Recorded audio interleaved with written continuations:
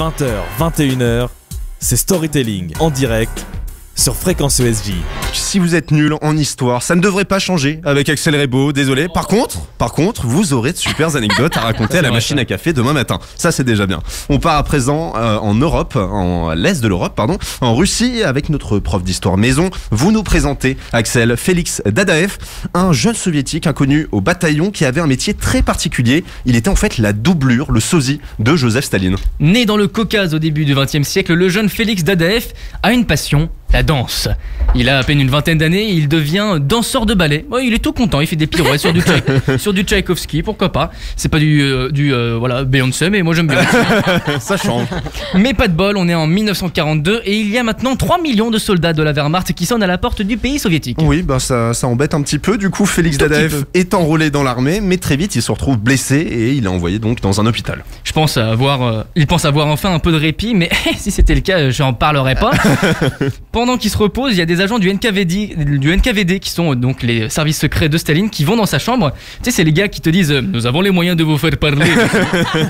Et bah c'est eux qui arrivent dans sa chambre, ils le regardent et ils se disent mais tu vois le gars, mais tu lui mets une moustache, on dirait Staline, non? Ouais, j'avoue. On dirait lui un peu, non? Mais grave. Ils vont donc le voir, ils lui disent bonjour camarade, tu vas nous suivre, le parti a un travail pour toi. Et Félix Dadaev est déclaré à ce moment-là mort. Même sa famille est informée qu'il a péri dans les combats. Il est en vérité envoyé au Kremlin pour être formé à son nouveau métier, donc être la doublure du dictateur. Félix a été entraîné pendant plusieurs années pour mimer tous les faits et gestes de Staline.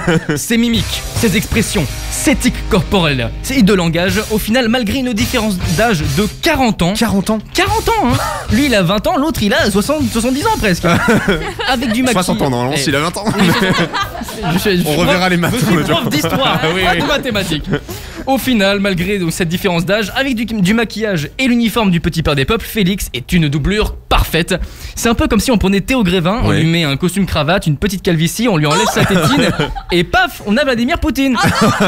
La ressemblance est frappante. Et Félix expliqua plus tard que la seule différence entre lui et le dictateur, c'était ses oreilles légèrement plus petites que celles de Staline et aussi sa voix. Ouais, mais à une époque où les caméras de journalistes sont pas tout le temps braquées sur toi pour épier le moindre bruit qui sort de ta bouche, c'est passé relativement inaperçu. Et puis, quand on efface les gens des photos aussi, c'est plus simple. C'est aussi plus simple, hein, voilà, mais ça c'est une autre technique soviétique.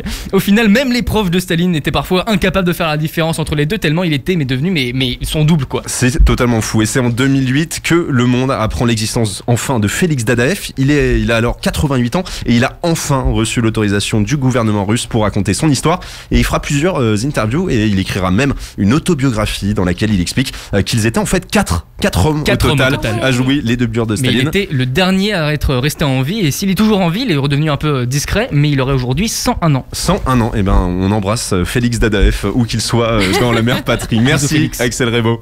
20h, 21h, c'est Storytelling en direct sur Fréquence ESJ.